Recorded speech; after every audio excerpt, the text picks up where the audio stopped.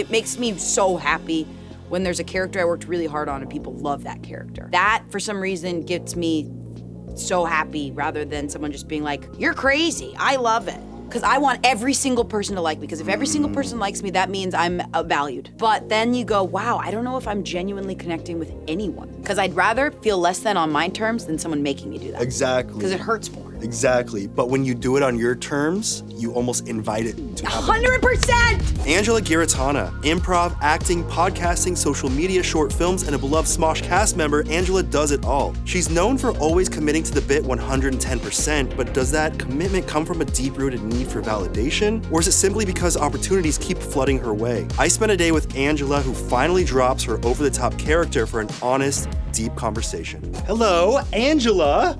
Okay, you do, I think, more things in your day than anyone that I know. When someone asks you, what do you do? Yeah. How do you answer that? This is so nice. Thanks for having me. You're welcome. I say I'm an actor. You don't say, oh, I do Smosh, oh, I do improv, oh, I do Star Kid, oh, I produce Star. Well, now I do that stuff. Now I say Smosh. You say Smosh Yeah, now? now I say Smosh. Do you think that's like the biggest thing that you do now? Yeah, I think so. Yeah, because you came on to Smosh, I think you just celebrated 2 years, right? Yeah. I had no idea what was going down. Yeah, like, did you know what you were getting yourself into? No. Did you Not know that there would one be bit. hundreds of thousands of people watching, millions of people watching and commenting about you? No. And you could tell from my early videos, because I'm not dressed up. I think no one's watching it. I think it was because I didn't want to be nervous, so I didn't look up like how many people watch. Maybe that's better, right? Yeah. Because then you get in your head and you start like anticipating the way that you're being perceived. Yeah. And stuff. Yeah. So you feel like when you first got on Smosh, you were able to just be yourself. Yeah. To just exist. Exactly. That's why I think I loved our like live streams and our live shows, like your funeral, where I was like, oh, there's no one here besides just our crew. Mm-hmm. And then we finished and I was like, oh my God, that many people were watching. Mm-hmm. That's a lot of people. Yeah. And it doesn't feel like that. It just feels intimate with Yeah, you're like, that's just a camera. There's no one there. Yeah, there's nobody There's no one there. How do you juggle so many things at once? I feel like I've been seeing a lot more people talk about like the problems with having too many passions. Yeah. And I think that's what I struggle with. I think Yeah. early in my like trying to be an artist in LA, I think the reason why I have so much is because I led with the word yes. And I think someone told me that and it was great advice because it was like, hey, can you PA on my short film? And I'd be like, yes. Can you just take this weird clowning class with me? Yes. And I said yes to everything, which is why I think I have so many like just fun avenues to create and great groups of collaborators. But now someone told me that no is actually magnetic too. Yes. And that saying no actually will open other things up for you. But I'm not used to that. I'm used to just like having so much free time with nothing to do. So now it's a shift for me. It's like trying to curate what I'm doing. Now you have the option to choose. A little bit. It's still like a scarcity mindset, which I think is just like a young artist in LA trying to pay your living. Is like, oh, I have to do it all. I have to do it all. But now as I'm getting older, I do think I think everyone says to me, well, you have so much. Yeah. You do so much. And that's when I was like, I think I need to just like make it a little smaller. Did you get started on Smosh as a freelance writer? Yeah. They brought me in to like audition a little bit and then they wanted to see me write. And I just pitched a bunch of ideas. And then that was like my first day in the office when I met people. So how long until you became a cast member? It took a couple months, yeah. I think it was after that, then I think they liked my ideas. And then I came in and then I played Super Mario Kart, like as an audition. After that, then I was like, okay, we're gonna have you do one video. And then it was like, okay, we're gonna have you do like another one video. And then that was like, I think for like 6 months, it was like one video every once in a while. So you didn't even know if you had the position of cast member yet? No. When did you find out? Sort of moments like this, when you say, you're on Smosh now, then it goes, Wait, so you feel like you're not even a cast member now until someone says it? I do, but it wasn't like I think it was during a live show. It might have been during Smosh, the sitcom. Yeah. Where they were making, for the crew, they were making like little cards with all of our names on it. And I saw my name with everybody and I went, oh, I'm a cast member. That was literally like a year and a half after you had started. I know, which is crazy. I think it's because no one really just goes, welcome to the cast. There was no like, you're hired moment. Yeah. It was just It like. was kind of just like, hey, now we're gonna bring you back for a whole week. And I was like, oh, you guys do this all the time. And it was kind of like that. And I think there was a lot of internal changes. You came and then I was just like, what is this? What's going on? How do you feel about all this now that you know what Smosh is and how many viewers there are? And has that changed your life or your mindset at all? Yeah, I think doing content that is based in who I am was very different and new to me. That was like just not something I'm used to at all. I think I was used to just sketches, which is why I was excited to do sketch and stuff like that and play characters. But like being myself boldly on camera and just like leading with that or not really having a script or what we're doing and we're just kind of going was very new. And to be like a personality is just Angela. Yes, and like talking about my interests on camera weren't a thing. Like that was just new for me because I was like, that's private. I do consider myself a private person, right? Which is why it was really hard for me to do the shift between like, oh no, I talk about yourself, and that's why like I'll talk about interests of mine on camera now because I'm getting better at it.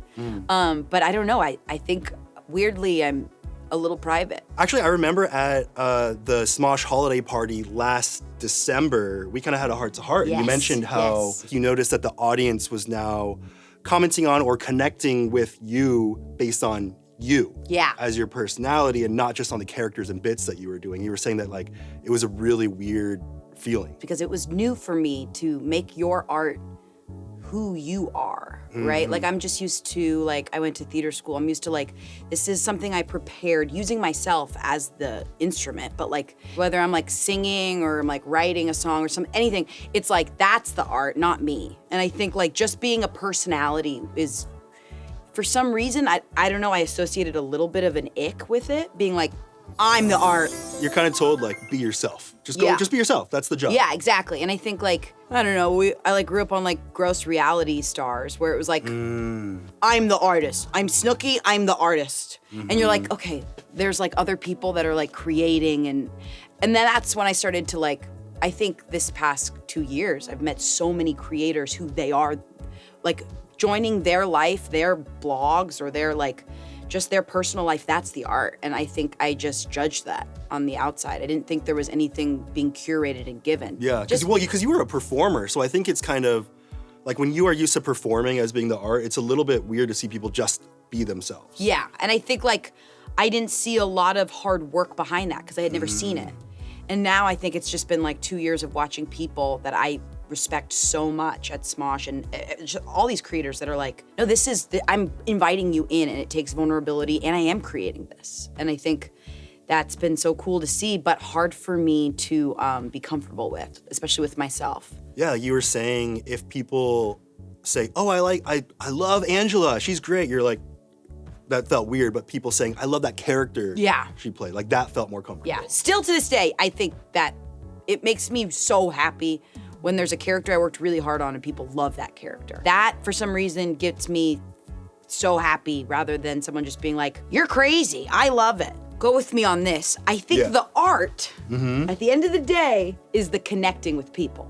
Because I thought, oh, they loved this character I wrote or I performed. Oh, we're connecting. This person loved my character because I made them happy. Versus if I just like went on, so many people will say to me like, I'll make stupid mistakes on games videos because it's always like wordplay and stuff. Yeah. And I'm always like, oh, my brain, because my brain, I just have a learning disability. And I'll always be like, oh, and I'll get so many messages and they're like, hey, that meant a lot to me. I can't think like that, and you had a great time figuring that out, and it was fun. And at the end of the day, I don't think that's art, but that's still connecting with someone and making them feel better, and making them feel like they're not alone, and that's what I want to do with my characters.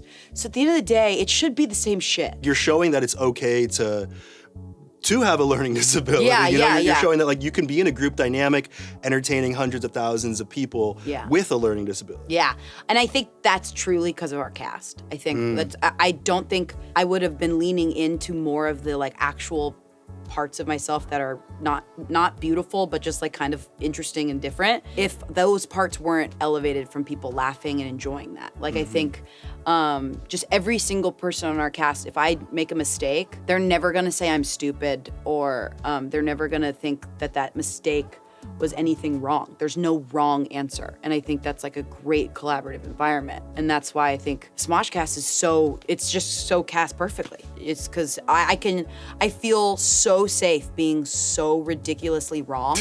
And no one's gonna be like, ha ha, you suck. Yeah. They're just gonna be like, what? Yeah. And then somehow I feel like I was hugged. You know what I mean? Like, I don't know what it is, but everyone is just, they just know that like to create momentum and to create good chemistry is to yes and it and to not just be like, pooh, that was dumb. It's so familial.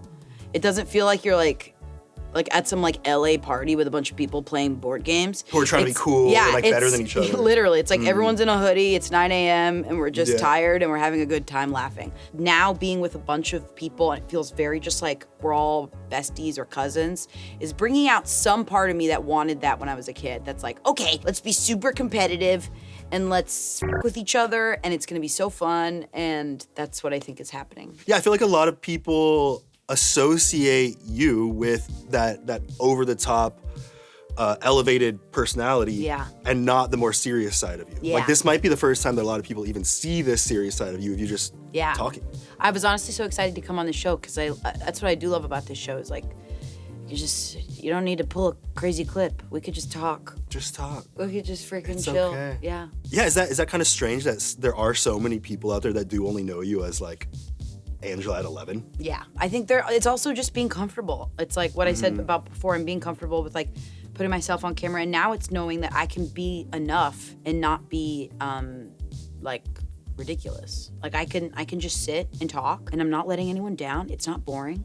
No. That's like hard for me to adjust to, especially like doing content in the comedy space is hard for me to like not have a joke line every 5 seconds. Like, am I only making jokes so I don't lose someone because I'm worried I'm getting boring? And it's just sitting in that space going, if I am boring, let's just see. Will everyone walk out? Like, or will everyone hate me? I don't know. There's only one way to find out. Where do you think that pressure came from? Is to always, almost like to always please the people around you in a sense, right? Yeah, I've always had that. That's always been my thing, and I think it'll always be my thing. Like, you know, when you're like, oh, this is gonna be a lesson I'll talk to different therapists or different people about for the rest of my life. It's just like not pleasing people and feeling like I am enough will always be something I think I struggle with. I think I'm a people pleaser. I think it comes from like my family. It's very Italian, like just like very like smile and like be and like just have a good attitude, and when you're at the table with your family, be nice, don't be cranky, be good. And I don't know, it was like that's just a natural thing that, and I think somewhere deep down, I think I'm really, if we're being really honest, I think somewhere deep down, I think I am boring and not interesting, which is just something I have to, as I grow older, I notice it, and then I care less and less. I think the more I see people stick around for just who I am, makes me feel more comfortable. And like, as I'm getting older, I feel more and more open and vulnerable with just like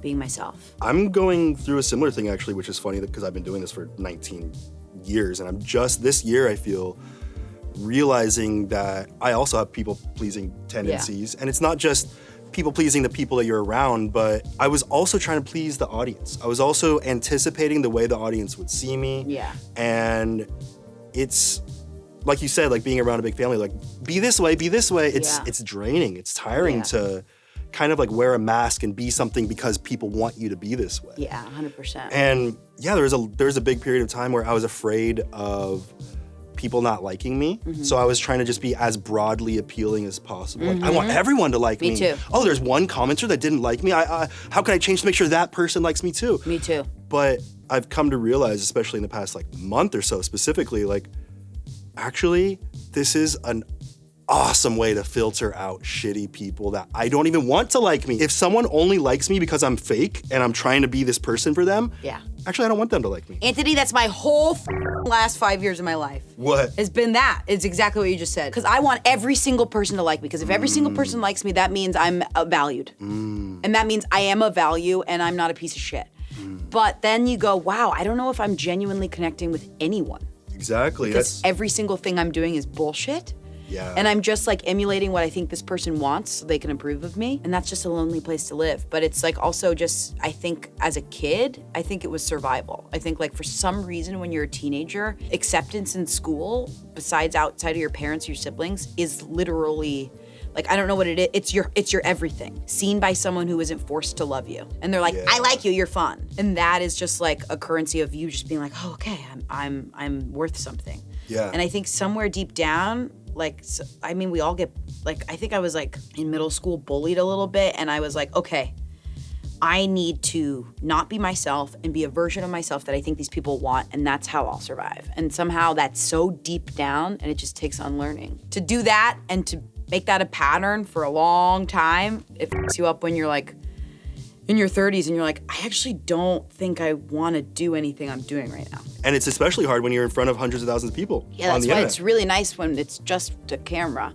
Yeah. And then you go, okay, well, look at the views later. But when there's a lot, you go, oh, there's a lot of different people to please. That might be why it's been fun to be on Smosh, because I'm getting closer to actually who I am, because it's the more people that are watching, the harder it is to please. Mm-hmm. So at some point you're like, all right, my hands are tied. I just have to be myself, and that's it. I prided myself on being so flexible and malleable because I grew up with lots of strong personalities.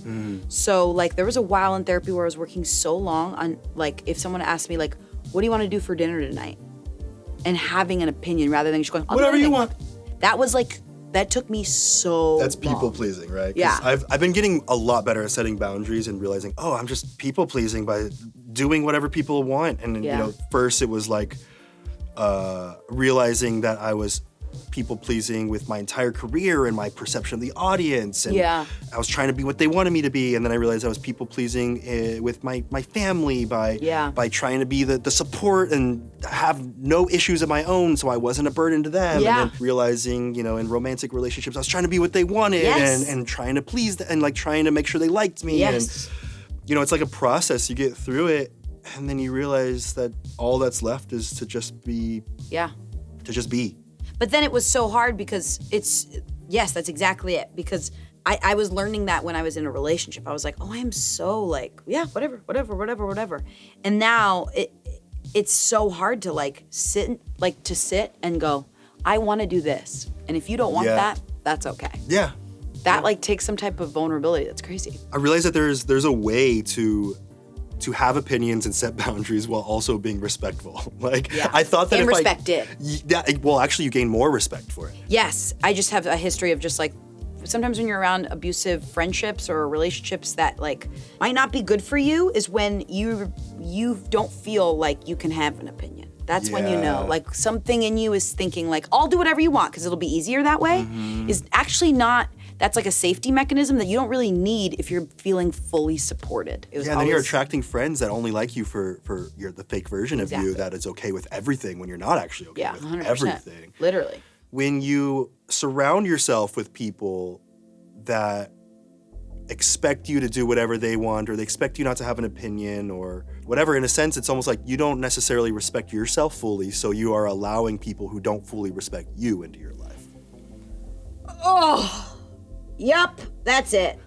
And then you don't realize it's so bad when that's the norm. It becomes, exactly, when your self-worth is then attached to that as well. Yeah, and then you have great people come into your life and you're like, wow, you're gonna love me no matter what if I don't wanna go out tonight or I do. Yeah. And you're gonna support me and it's okay. And it's hard to realize that like the way you've been doing connection and friendships and relationships is wrong for a long time when you realize how good it could be and how accepted and loved and safe you can feel in other areas. Also, you were telling me a lot of people don't know that you were a caretaker for your uncle. Yeah. For a while. Yeah. And you really connected with him, and he kind of, you said he was one of the funniest people in your life. Yeah, I think that might be also why I was so excited to start working at Smosh, because my uncle and I, it was like during the pandemic where it was just like, my brother was working, everyone was just really busy, so I started spending a lot of days really in a slow environment, just sitting with my uncle who was autistic and he was like 65, and it was just like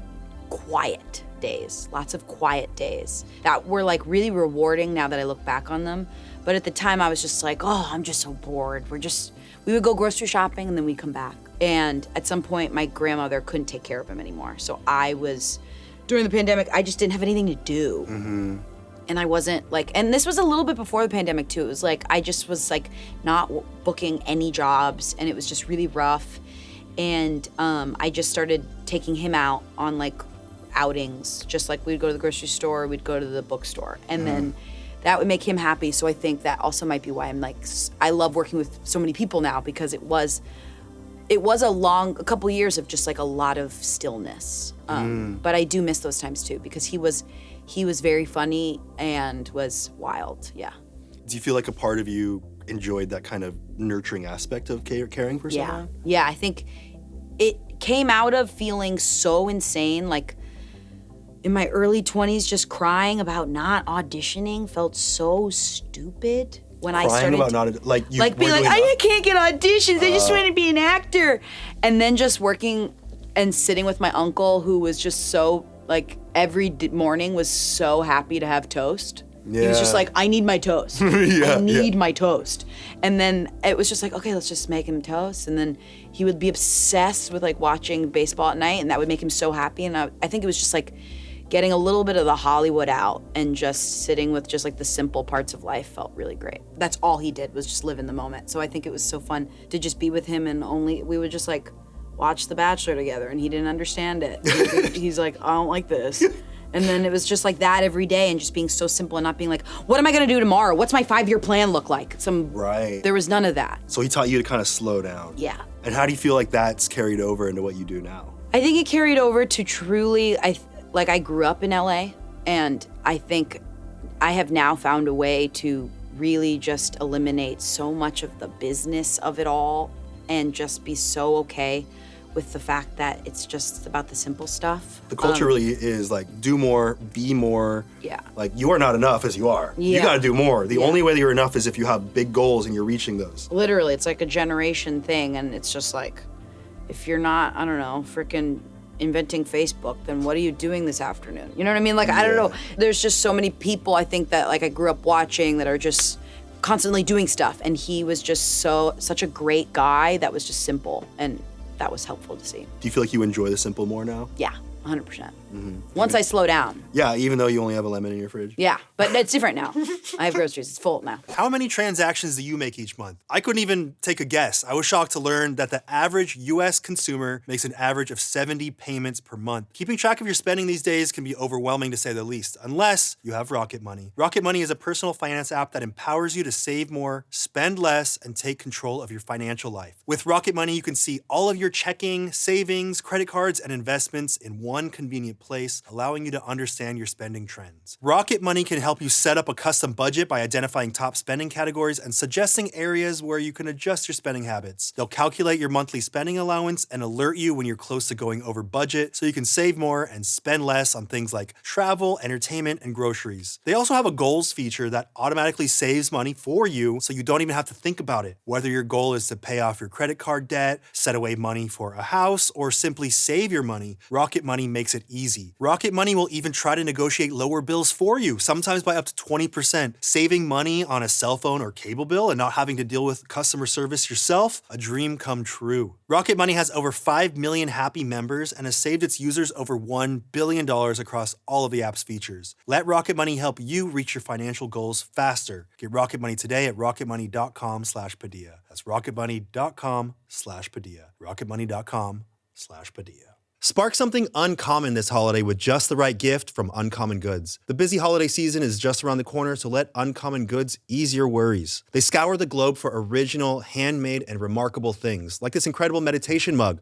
I love its calming design and the fact that each of them are handmade. Or this energy cleansing candle. It's a perfect gift for someone who loves the scent of sage and lavender. When you shop Uncommon Goods, you're supporting artists and small independent businesses. Many of their handcrafted products are made in small batches, so make sure to get them now before they sell out. Uncommon Goods looks for products that are high quality and unique. There are even gifts which you can personalize. From book lovers to diehard sports fans, Uncommon Goods has something for everyone. And with every purchase you make at Uncommon Goods, they give back $1 to a nonprofit partner of your choice. They've donated more than $3 million to date. To get 15% off your next gift, go to uncommongoods.com/Padilla. That's uncommongoods.com/PADILLA for 15% off. Don't miss out on this limited time offer. Uncommon Goods.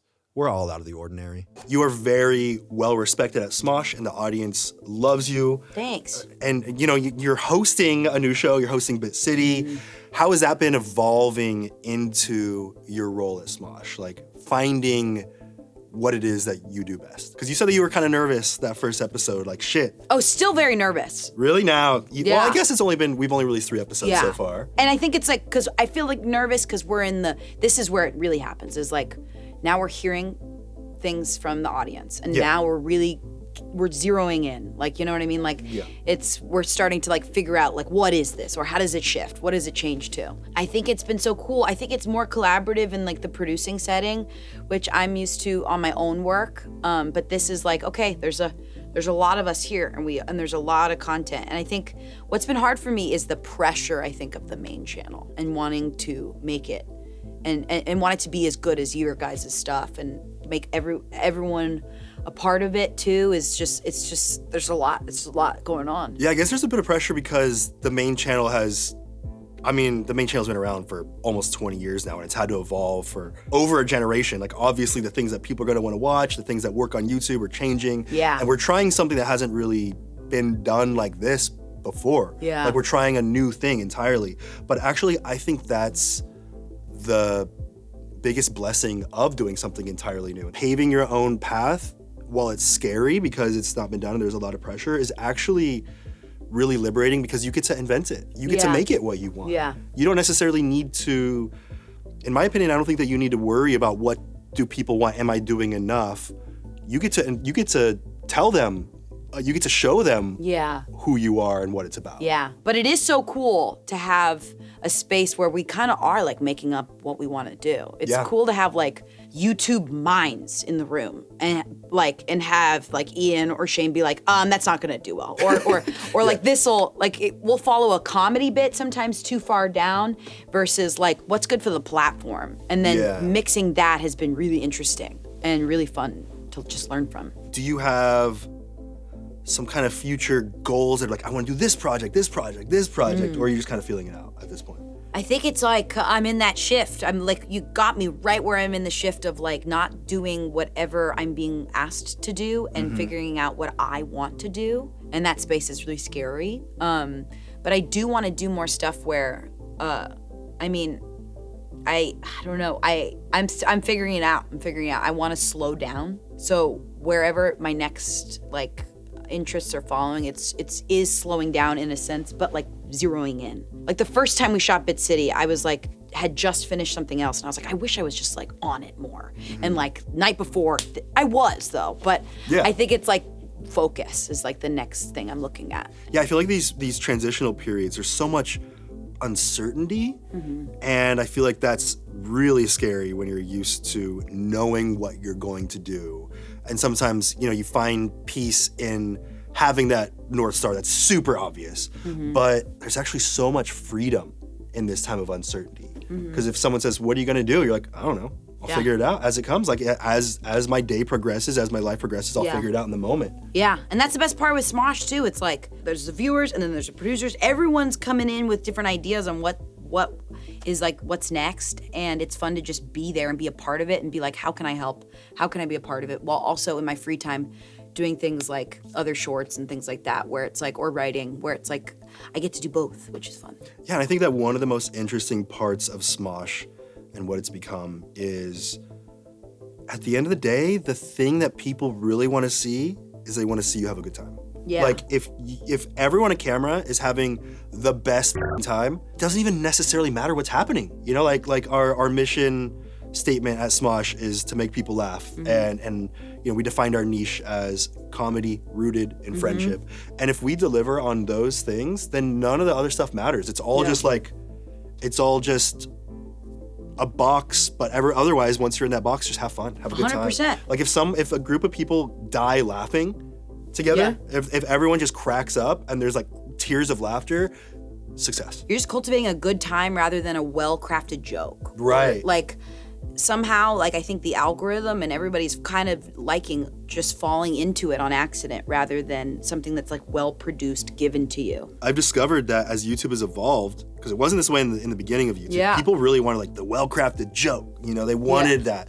But now, audiences just want authenticity. Yeah. They just want to see you be authentic, and they want to have a good time relating to you, seeing how you deal with feeling silly or dumb in the moment. They want to see how the people around you deal with that. How do they support you through that? Like, they just want, I feel like a lot of people turn YouTube on, and even if they are just listening passively, it's because they want to feel like there's a group of people there that are kind of hanging out. Like, yes, that's energy rather than like a fourth, like people not breaking the fourth wall and like in the sketch. Yeah. Yeah, it's not like, was that joke good though? It was like, are they having fun? Do I feel the energy from them having a good time? 100%. Early YouTube was like, hey guys, all right, we're doing this thing.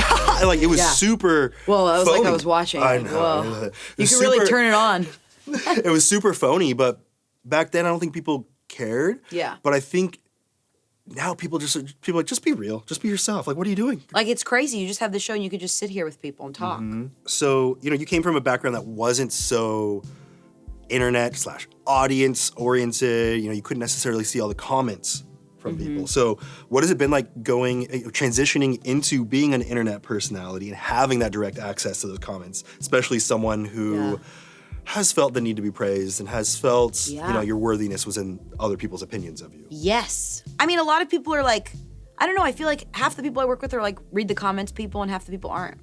Yeah. Are you a read the comments person? I used to be, but now I'm not. I'll read comments if I'm looking for feedback, like on Bit City. I'm like, yes, me too. What types of things can we do with the edit? How can we produce the show? Like, faster bits or a long bit cut up and spread out, and then it feels like there's more variation. Like, those types of things I'm looking for to refine the projects. Yeah. But otherwise, no. Yeah. I used to, and I used to really care, but it used to affect me.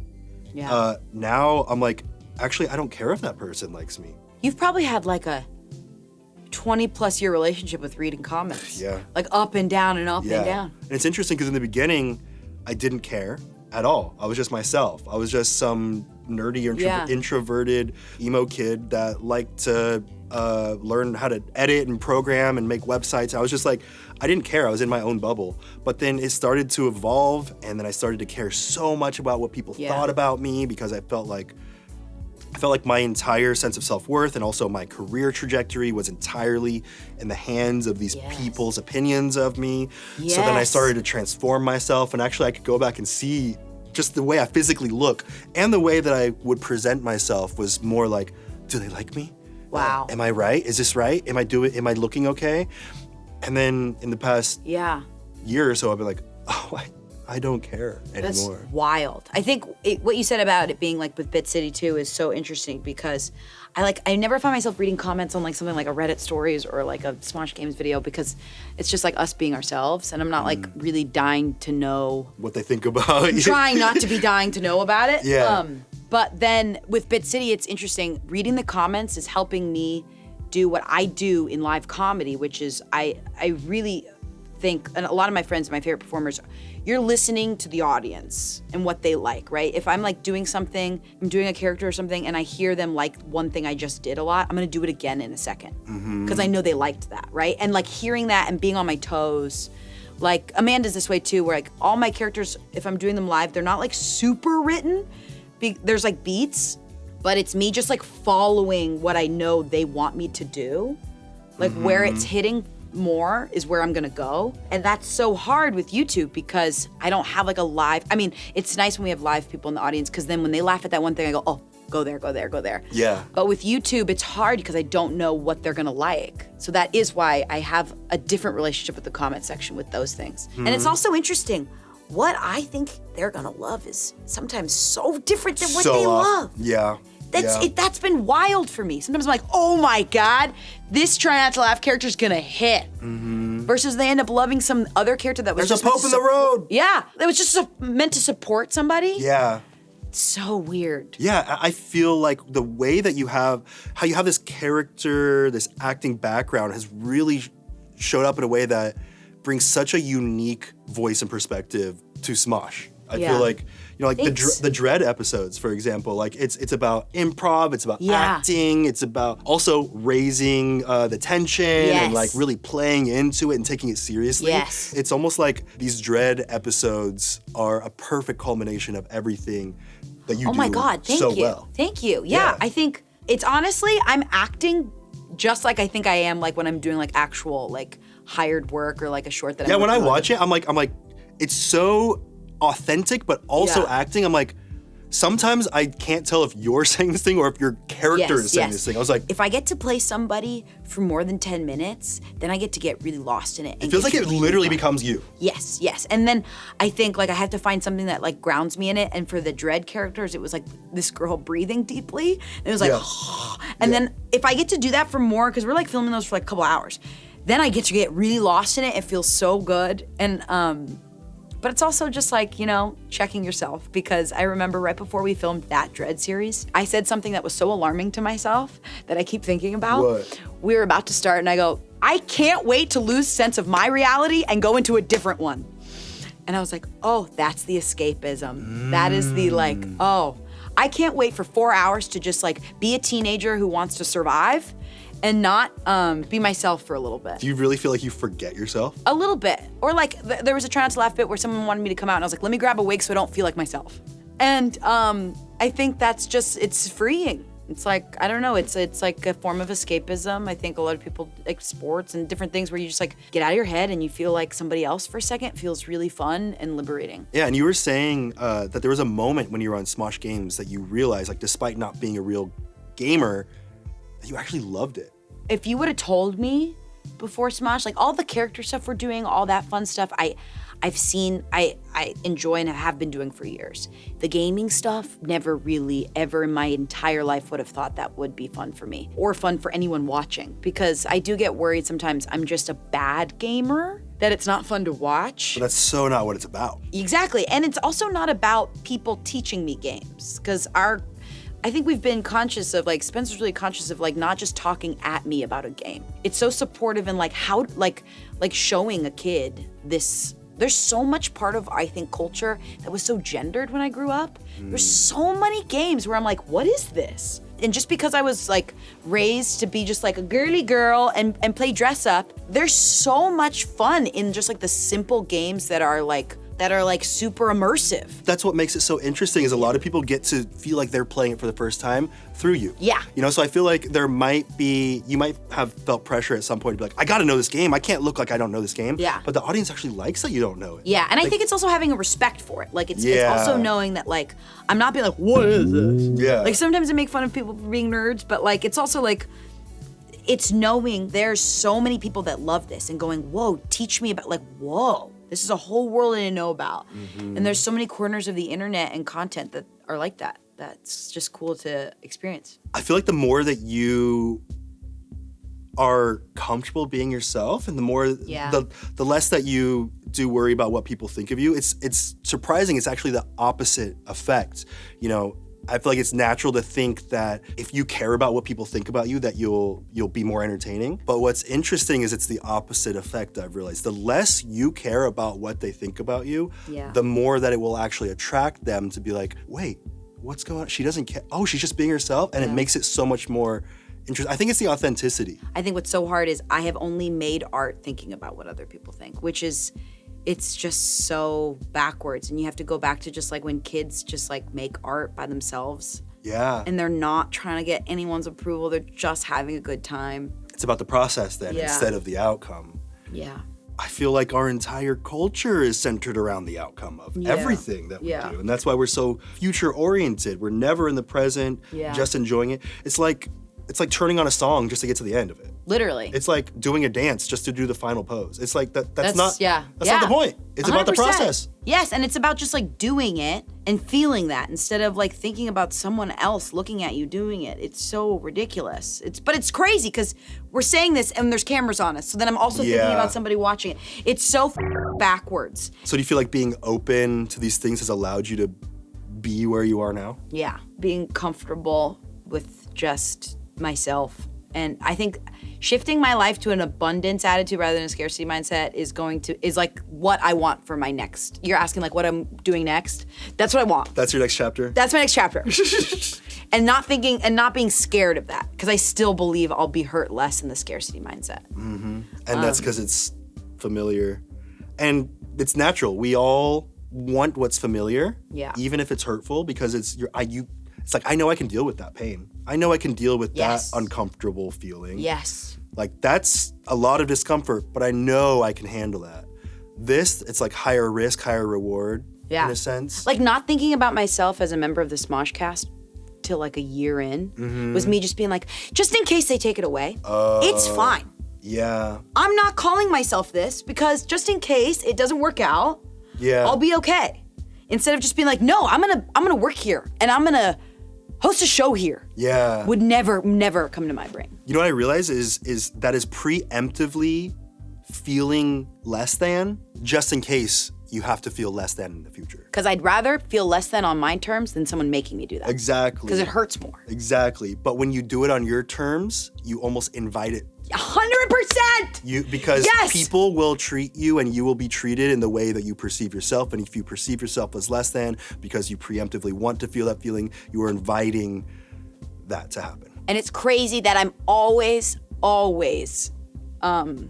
half of me's doing that and the other half is trying to get me to not do that. In Ian and I reconnecting and buying Smosh back, that was one of the biggest things that I practiced, was just kind of having the abundance mindset. Like, I already had this channel, this was already doing well. And I feel like because this channel was doing well, it allowed me to handle all of the stuff that went into now being a co-owner of this company with a little bit less worry. I guess it was an abundance mindset. And a thing that I was constantly saying to people that were helping this acquisition happen, I kept saying, remember, we don't need this, we just want this. We just want. And it's okay. We just want it, it's okay. So when things started to come through and it was like, it almost felt like it gave us the freedom to be like, no, this is the way that we need things to happen in order for it to be okay. Because otherwise, if I had the scarcity mindset, like, no, I need this thing or else things aren't gonna be okay, then I would say yes to all these weird deal points and who knows what. Like, who knows what I would have said yes to. I didn't even think about, like, the fear of, like, all of the things that could have gone wrong. I mean, obviously I thought that, but, like, the abundance mindset that you did walk in with, like... Yeah, it just feeling like it's okay if it doesn't happen. In fact, I kind of was like, it's gonna be a lot of work if this happens, so it's gonna save me some work if it doesn't happen, actually. It's gonna be very stressful. I'll have a lot of anxiety. I'm gonna have to get to know, I think Smosh had like 30 or 40 employees. I was like, I'm gonna have to get to know all these people. I'm very introverted. Oh my God. It's gonna be a lot. So, it's okay if it doesn't happen, actually. It's okay. Yeah. But I want it and I'm okay with it. If it does happen, that'd be awesome. We're gonna work toward it. We're gonna prepare ourselves for it. Oh, that's really special to hear that from the outside.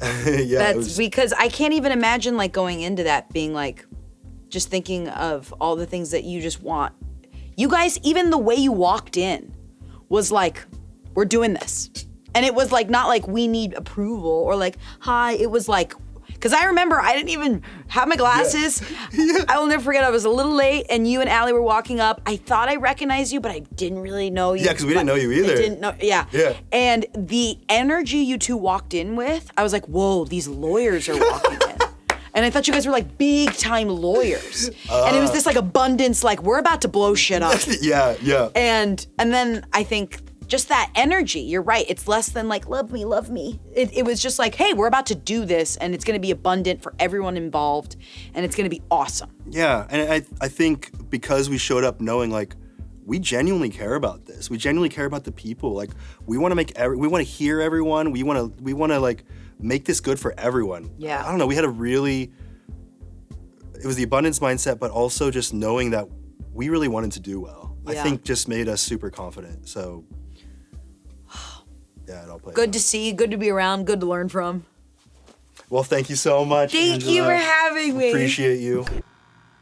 I am caffeinated up. If I'm talking too fast, slow me down. I'll just tell people to put it on 0.75 speed. Yeah, I'm zooted right now. Yeah, if Angela's talking too fast, just click down there, the little gear icon, Yes. click speed, and change it to 0.75 so you could actually understand what the Yes. this And then- deranged guinea pig is Yes. saying. And every time Anthony talks, turn it back up to normal speed. Yeah, and I talk very slow, so turn it to 1.25 speed. A perfect interview, if you ask me. It's interactive in that way. Very engaging content.